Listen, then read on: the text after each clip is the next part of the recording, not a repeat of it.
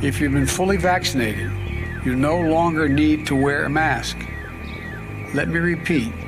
If you are fully vaccinated, you no longer need to wear a mask. So much sacrifice. The rule is very simple. Get vaccinated or wear a mask until you do. So, who's getting the vaccine? You don't have to tell me if you don't want to. Now, have I ever gotten a flu vaccine? No. But did I, quote, get all my shots when I was younger for things like measles and polio? Yeah. And no way am I against vaccines or people getting vaccinated. By all means, you want to get it, go get it. I'm looking into it myself. But, of course, with this pandemic coming to a close thanks to the vaccines and herd immunity taking over, it's quite the spectacle on how people have been reacting to it. Frankly, I was shocked by this announcement. I think they went from one extreme to another. And the major step that's missing here is, how do we know that people are telling the truth? Do you think we should wear masks forever?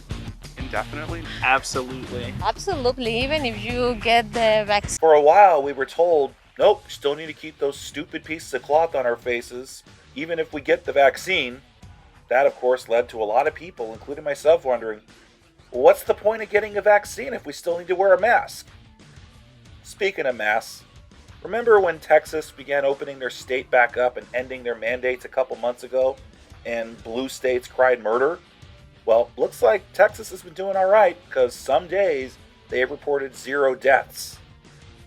So now that the CDC has finally been saying if you're vaccinated, you can pretty much go back to normal, and finally the Harris-Biden administration has been caving in slightly to what the CDC has been saying.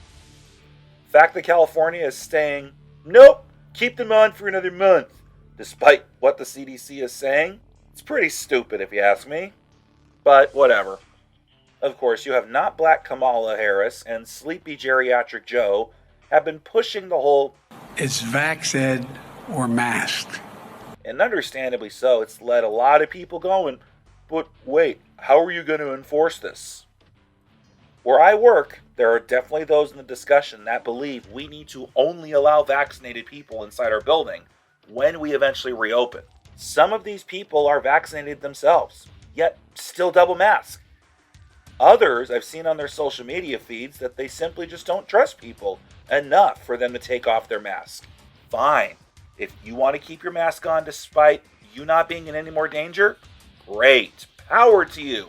If you are vaccinated, it's okay to take off your mask now, indoors and out.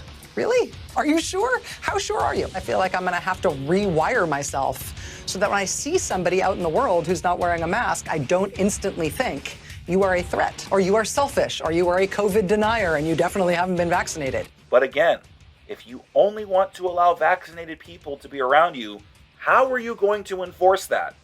Well, show them your vaccination papers. It's the only way we know people are telling the truth. Oh! So suddenly the case for showing identification is okay when it comes to vaccination, but somehow it's racist when voter ID might be required? Trust the science, man. Well, the science is saying you don't. No. How am I supposed to know if people are vaccinated if I go to the store? You don't. If that's not comforting enough, even if you yourself got poked and are no longer in any danger, stay home. Every day when I drive to work, I don't know if the driver in the cars next to me has a driver's license. And there's always that instance where if some idiot rear-ends you, you don't know if they have insurance. You go to a burger joint. You don't know if the cook making the burger has licked it, touched it without washing his hands, or dropped it on the floor. Every day, every activity, there is always some risk involved, whether it's financially, biologically, medically, etc. And again, if you are fully vaccinated, what the fuck is the problem? Why does it matter to you what other people choose to do in the case of a virus that you have over a 99% chance of surviving? Well, why is it a problem? Because 15 days to flatten the curve turned into 15 months to flatten the curve. And in that time, we've had enforced shutdowns, businesses and popular destinations being closed for lengthy periods of time. Lots of cities crying budget crisis because now they don't have the income coming in with tourism and taxes, and basically their cities' economies are not being stimulated.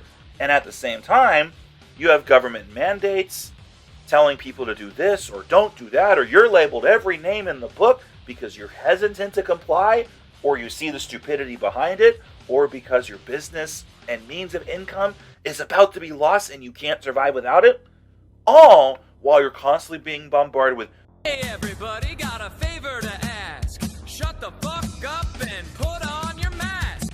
Yeah, right here. Right there. No mask. Right there. Yes, film me, because you're a without a mask.